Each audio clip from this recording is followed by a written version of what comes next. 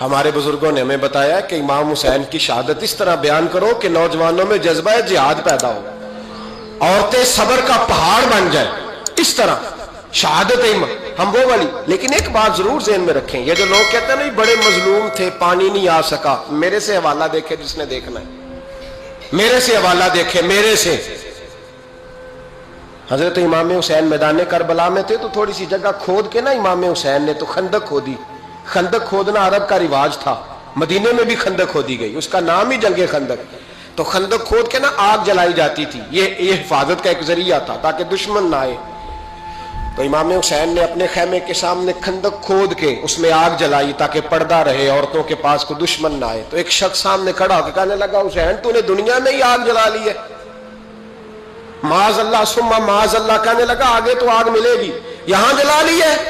تو امام حسین کہنے لگے میں حکم دیتا ہوں آگ کو کہ تجھے ابھی پکڑ لے۔ لوگ کہتے ہیں مظلوم تھے، میں حکم دیتا ہوں آگ کو تجھے ابھی پکڑ لے۔ یہ لفظ امام حسین نے کہے، میں 3 کتابیں تو میری لائبریری میں ابھی ہیں جن میں حوالہ ہے، 3 کتب سے، اور آج کل پرسوں کی کتاب نہیں، سینکڑوں سال پرانی۔ جب کہا نا میں حکم دیتا ہوں تو وہ آدمی گھوڑے سے نیچے گرا، گھوڑے سے نیچے گرا، اور گھوڑے کی رکاب کے اندر اس کا پیر الجھا، گھوڑا ڈر کے اتنا دوڑا کہ جا کے اس آدمی کو آگ میں پھینک دیا۔ امام حسین کے سامنے جل کے مر گیا۔ یہ حسین ابن علی ہے، یہ ابھی حکم دیتے تو فرشتے ابھی آ جاتے، یہ ابھی بات کرتے تو ساری دنیا کی فوجیں ابھی اکٹھی ہو جاتی، یہ ابھی حکم دیتے تو ابھی آ جاتے۔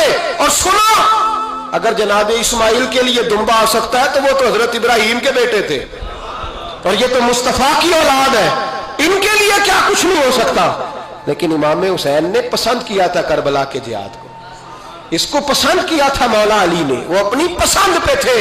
کوئی آدمی اس طرح نہ بیان کرے کہ بڑے مظلوم تھے تو بڑی مشکل میں تھے تو بڑا روتے تھے بڑے، اور کوئی شخص ایسی بات، یہاں تو تماشا لگ گیا ہے، تماشا لگ گیا ہے۔ ایک وہ ہے جو آج کل کہہ رہے ہیں بس جی وہ تو 2 شہزادوں کی جنگ تھی، انہیں بھی شرم نہیں آتی، اور ایک ممبروں پہ چڑھے ہوئے ہیں، چہرے پہ داڑھی کوئی نہیں، سر پہ ٹوپی کوئی نہیں، بازاری سا انداز ہے، کبھی دوڑ کے ادھر جاتے ہیں، کبھی بھاگتے ہیں، کبھی کہتے ہیں اونچا بولنا، پیروں پہ کھڑا ہونا، یہ لوگ بیان کریں گے امام حسین کی بات، یہ لوگ بیان کریں گے۔ بیبیوں کے مصائب پڑھ رہا ہوں، وہ اور بیبیاں ہوتی ہیں جو ہائے ہائے کرتی ہیں، واہ ویلا کرتی ہیں، یہ میرے نبی کا خاندان ہے، یہ میرے نبی کا خاندان ہے، نبی کا خاندان۔ میں حوالہ دکھاؤں گا، مجھ سے سنو حوالہ۔ حضرت سیدہ زینب نے سارے جنازے دیکھے، بھتیجوں کو، بھانجوں کو، سب کو شہید ہوتے دیکھا۔ عورتیں ڈرتی میت کو ہاتھ نہیں لگاتی، چیختی ہیں بیبیاں، لیکن حضرت جناب زینب نے پتہ کیا دیکھا تھا؟ وہ سننا ذرا۔ امام حسین کی لاش مبارک کربلا میں پڑی تھی، اور امام حسین کا سر کاٹ کے نیزے پہ چڑھایا گیا تھا، اور وہ بیبیوں کے سامنے خالی سر چڑھ رہا تھا، اور سینکڑوں میل کا سفر کر کے دمشق کے بازاروں سے گزرتا وہ سر گیا۔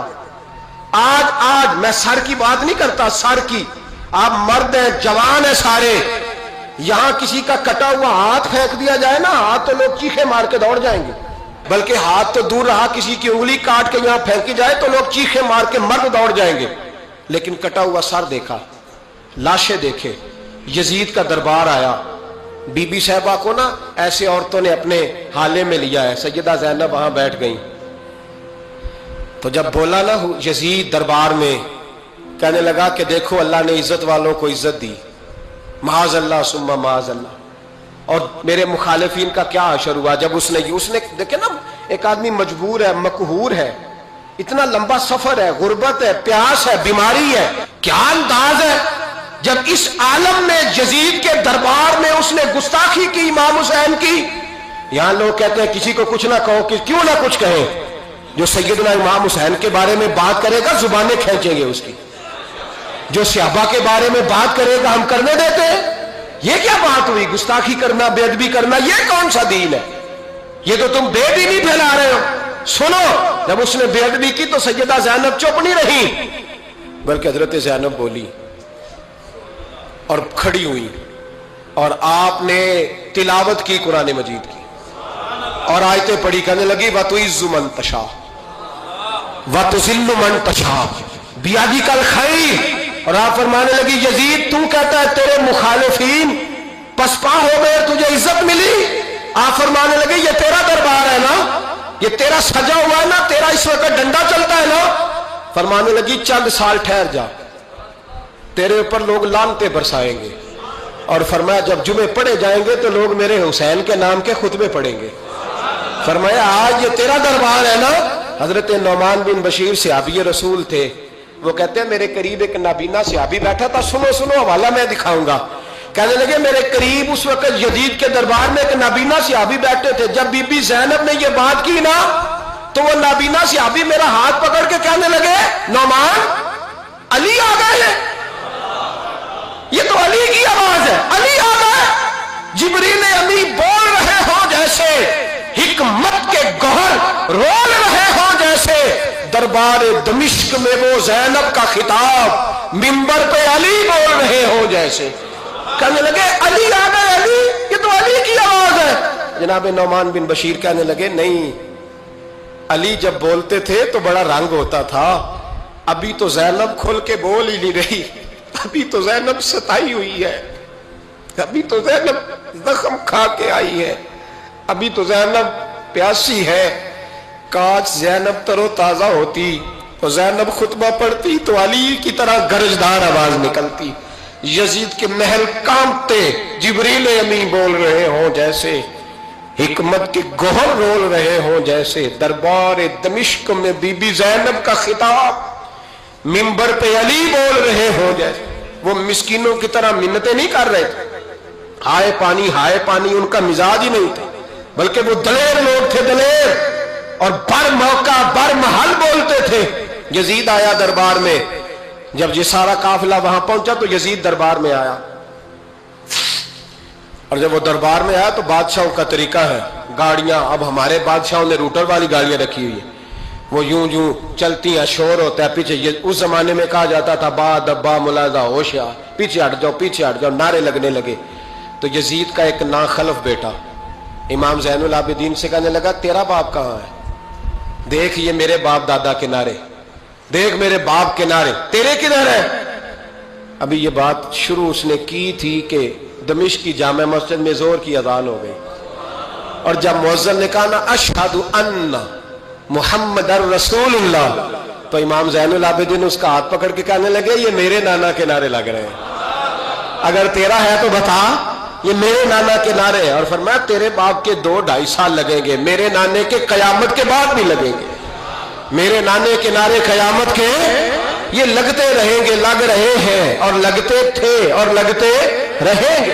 میرے بھائی یاد رکھو، دلیری، ہمت، پہلی بات ان سے پیار کرنا ہے، دوسرا ان کی ہمت، ان کا مقام دلیری کرنا ہے، ان کا کام ہمت کرنا ہے، ان کا کام ڈٹ جانا ہے، کمزوری دکھانا اہل بیت کا طریقہ ہوتی۔ حضرت عباس کے بازوؤں میں درد ہوتی، جناب زینب پھر پریشان ہوتی ہیں کہ ہم تو اس بے حیائی کے خلاف لڑے اور امت ابھی یہ گند کر رہی ہے۔ جو چوکوں میں کھڑا ہوتا ہے نا عورتوں کو تاڑتا ہے، وہ یزید کے طریقے پہ عمل کرتا ہے۔ یہ دلائل ہے، آپ سوچ لیں، اندازہ کر لیں کہ ہم نے کس جماعت میں کھڑے ہونا ہے، اس لیے گند سارا نکالیں۔ امام حسین کا ایک پیغام آج اپنانا بڑا ضروری ہے۔ امام حسین نے سر سجدے میں کٹایا اور قرآن کی تلاوت نیزے کی نوک پہ بھی جاری رہی ہے، اس لیے آج کم از کم 10 نفل امام حسین کی سنت سمجھ کے ضرور پڑھیں گے انشاءاللہ۔ جنہوں نے روزہ رکھا ہے بڑا اچھا کیا ہے، چلو جو نہیں رکھ سکے پھر بھی نفلی ہے، کوئی فرض نہیں، کم از کم 3 دفعہ سورت یاسین کی تلاوت آج ضروری ہے امام حسین کے لیے، کریں گے انشاءاللہ تعالی۔ اگر وہ نیزے کی نوک پہ پڑھ سکتے ہیں تو آپ ان کی خاطر بھی تو پڑھ ہی سکتے ہیں نا۔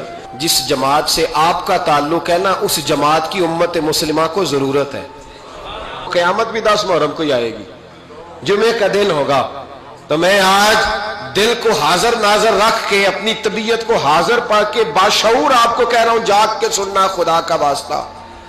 آپ اس جماعت سے تعلق رکھتے ہیں، اگر کافر کے سامنے اسلام کا کوئی چہرہ پیش ہو سکتا ہے تو صرف سنی کا چہرہ پیش ہو سکتا ہے، ختم ہو گئی بات۔ ورنہ کوئی صحابی کا بے ادب ہے، کوئی اہل بیت نبوت کا، آج مجھے کہہ لینے دو، کھل کے کہہ لینے دو۔ لوگ دلیلیں دیتے پھرتے ہیں، کہتے ہیں جی ایک وہ پینٹ کوٹ والا مولوی ہے, اس نے اینک بھی لگائی ہے, داڑھی بھی رکھی ہے, پینٹ کوٹ بھی پہنتا ہے. اس نے جی 1500 بندہ ایک دن مسلمان کر دیا, ایک دن 1000 مسلمان کر دیا. پر پتہ ہے وہ بدبخت کہتا کیا ہے؟ وہ کہتا ہے امیر المومنین یزید رضی اللہ تعالیٰ عنہ, میں کیا کروں اس کے 1500 مسلمان کو یا 2000 اس کے کلمہ اور وہ جی بڑی دلیلیں دیتا ہے. وہ دلیلیں سنبھال کے رکھے, وہ دلیلیں جو جی بڑے لوگ اس کے ساتھ ہوتے ہیں. تو کربلا کے موقع پر زیادہ لوگ یزید کے ساتھ تھے, زیادہ لوگ. ہم کثرت کے قائل نہیں, ہم حق کے قائل ہیں. ہم اب چھوڑ دو بات, دلائل کی طرف آؤ. عجیب تماشا ہے.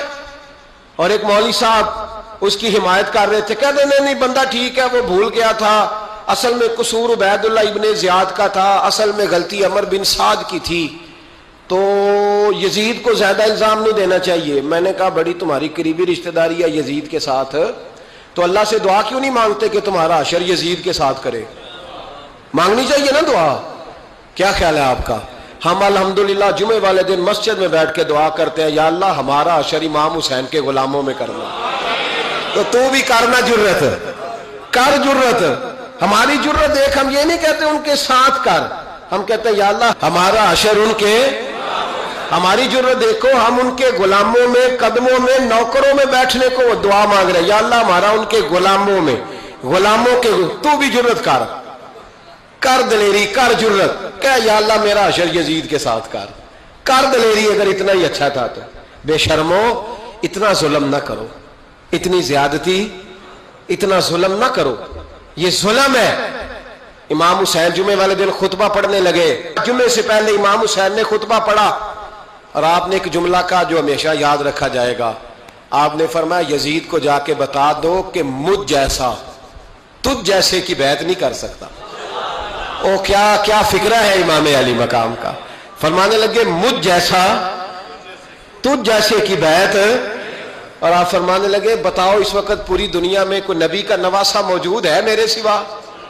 حضرت آدم سے لے کر مصطفیٰ کریم تک اس وقت پوری دنیا میں کوئی نبی کا نواسہ ہے؟ اور فرمایا اگر میں ہی ہوں پوری کائنات میں. لوگ کہتے ہیں فلانا علامہ صاحب کی تبلیغ بڑی ہے, ہم سے بڑا کون ہوگا تبلیغ کی بات کرنے والا؟ لیکن ڈرو اللہ سے, ڈرو, گمراہ نہ کرو قوم کو. یہاں تباہی اتر گئی ہے, کوئی بڑی داڑھی رکھ کے معاذ اللہ تعالیٰ اہل بیت کے بارے میں بکواس کرتا ہے, اور کوئی بالکل داڑھی مڈا کے ننگا سر کر کے ممبروں پہ ناچتا ہے اور صحابہ کے بارے میں بکواس کرتا ہے. میرے مصطفیٰ کے پاس اگر ابو بکر آئے ہیں تو وہ بھی شان والے ہیں, اور اگر بی بی عائشہ صدیقہ ان کے بستر پہ رہی ہے تو وہ بھی شانوں والی ہے. مولا علی شیر خدا کے بارے میں جو بات کرے پکا بے ایمان ہے. عجیب تماشا لگ گیا ہے جی. جو رب نبی پاک کے جسم کے قریب مکھی نہیں آنے دیتا, وہ گندا بندہ حضور کے قریب آنے دیتا ہے؟ عجیب تماشا ہے. امت کو تباہ کر رہے ہو, کافر کو موقع دے رہے ہو یہ کہنے کا کہ تمہارے نبی کے پاس بیٹھنے والے ٹھیک نہیں تھے. اگر حضور کے پاس بیٹھنے والے ٹھیک نہیں تھے تو بعد والے کیسے ٹھیک ہو گئے؟ تو یہ باز آنا چاہیے ان بے شرموں کو. یہ امت میں تفرقہ ڈالتے, بے حیائی کرتے. سنو اور یاد رکھو, حضرت امام حسین نے خطبہ پڑھا نا جب جمعے والے دن, فرمایا مجھے پہچانو تو میں کون ہوں؟ تو عمر بن سعد بولا, پکے نمازی بولے. عمر بن سعد کہنے لگا حسین جلدی کر, ہمارا جمعہ لیٹ ہو رہا ہے. بلے ہو نمازیو, جلدی کر ہمارا. آئے ہائے کیا نماز ہے. یعنی نبی پاک کے نواسے کو شہید کریں گے اور شہادت کے بعد جمعہ پڑھیں گے اور نماز میں کہیں گے اللہم صلی علی محمد وعلی آل محمد. ان کو شہید کر کے قتل کر کے جمعے کا خطبہ دیا جا رہا ہے اور نماز پڑھی جا رہی ہے اللہم صلی علی محمد وعلی. تو میرا سنی بڑا بھولا ہے, کہتا ہے جی وہ زیادہ نمازیں پڑھتے ہیں. تو زیادہ نمازیں تو عمر بن سعد بھی پڑھتا تھا. تو بھولا او خدا کے. دیکھیں نا جتنی نماز کی اخلاق کی بات شاید میں کرتا ہوں, آپ کو جماعت میں کم لوگ ملیں گے, لیکن یاد رکھنا نماز عقیدہ نہیں, روزہ عقیدہ نہیں. عقیدہ حسین ہے, عقیدہ حسن ہے, عقیدہ علی ہے, عقیدہ عثمان غنی ہے, عقیدہ عمر فاروق ہے. میں اس شخص کو کیا کروں؟ مجھے اس شخص کی کیا ضرورت ہے جو ممبر پہ بیٹھ کے کہتا ہے حسین ابن علی باغی تھے؟ وہ شخص اس کی نماز روزہ حج زکات دیکھا جائے گا؟ آؤ قرآن مجید سورہ شورا آیت نمبر 23، گھر جا کے قرآن مجید کھولو، یہ والی آیتیں بھی پڑھا کرو، یہ والی بھی کھولا کرو۔ صحابہ جمع ہو کے نبی پاک کے پاس آئے، عرض کی یا رسول اللہ صلی اللہ علیہ وسلم آپ کے خرچے زیادہ ہیں، آمدن کا ذریعہ کوئی نہیں۔ جس طرح آج لوگ ہر پیر صاحب سے نہیں پوچھ رہے، علامہ صاحب سے، کہ آپ کام کوئی نہیں کرتے، کپڑے پھر بھی سفید پہنتے ہیں، کیا ذرائع آمدن ہے، پھر بھی آپ گاڑی میں گھومتے ہیں۔ ہمارا تو پروگرام تھا مولوی بھوکا مر جائے، پر اس کے پاس آتے ہیں تو یہ تازی چائے پلاتا ہے، کیا مطلب، کس طرح کا رویہ ہے؟ صحابہ کے بار وہ یہ نہیں سوچتے تھے آتے کام، وہ کہتے تھے آگے بڑھ کے حصہ ڈالیں۔ وہ سارے آگے بڑھے، کہا یا رسول اللہ صلی اللہ علیہ وسلم اخراجات زیادہ ہیں، ذرائع آمدن بظاہر کوئی نہیں، نذرانوں پہ اعتراض نہ کیا کرو، نذرانہ دینا نبی پاک کی سنت ہے، نذرانہ قبول کر لینا نبی پاک کی، بولو، حضور کی سنت ہے۔ تو صحابہ جمع ہو کے آئے، ایک جگہ پہ میٹنگ کی، کہا تھوڑے سے پیسے ہر مہینے پیش کریں گے۔ تو حضور سے بات کون کرے گا پیسوں کی؟ کہا ہم نے نہیں کرنی، نبی پاک کے چچا جناب عباس کریں گے۔ حضرت عباس رضی اللہ تعالیٰ عنہ کے ذمے لگایا گیا، جناب عباس آئے، حضرت عباس رضی اللہ تعالیٰ عنہ پیسے لے کے آئے، اور سیانے بندے تھے، انہوں نے بڑی سمجھداری والی، عقل مندی والی بات چھیڑی۔ یہ نہیں کہا کہ حضور ہم یہ نذرانہ دیں گے، کہنے لگے یا رسول اللہ ہمیں پتہ ہے آپ کی مذہبی مصروفیت اتنی ہے کہ آپ کو ٹائم نہیں ملتا کاروبار کرنے کا، اگر آپ کام کریں گے تو پھر آپ کس طرح کر کے دین کا کام ہو سکے گا، اور یا رسول اللہ آپ نے جو ہمارے لیے کیا ہے اس کا ہم بدلہ نہیں دے سکتے، ایک حرف کا بدلہ نہیں دے سکتے، حضور یہ تھوڑا سا نذرانہ ہر مہینے لایا کریں گے، قبول کر لیں۔ نبی پاک کے سامنے رکھا ہی تھا کہ اللہ کا قرآن بول پڑا، کا کل لا اسألکم علیہ اجرا، محبوب ان سے فرما دو کہ میں نے تمہارے لیے بڑی تکلیف سہی ہے، پر میں تم سے کوئی اجر نہیں مانگتا، تم سے کوئی اجر نہیں مانگتا، ہاں اگر تم نے کچھ کرنا ہے الا المودۃ فی القربى، تو میرے قریبیوں سے پیار کرتے رہنا، میری ختیجہ سے پیار کرنا، میری عائشہ کا ادب کرنا، میرے قریبیوں کا احترام کرنا۔ یا رسول اللہ ازواج تو گھر میں ہے ہی، قریبی کوئی اور بھی خاص ہے جس کا ادب کرنا ہے؟ تو نبی پاک نے فرمایا ہاں، علی، فاطمہ، علی اور فاطمہ کی اولاد، فرمائے ان کا ادب کرتے رہنا، اس کا مطلب یہ ہوگا کہ تم نے میرے ساتھ بڑا ہی اچھا سلوک کیا ہے۔ کہا ان کا ادب کرنا، جناب علی، سیدہ فاطمہ، اور دونوں کی ان کا ادب کرنا فرائض دین، اہل بیت کا ادب کرنا فرائض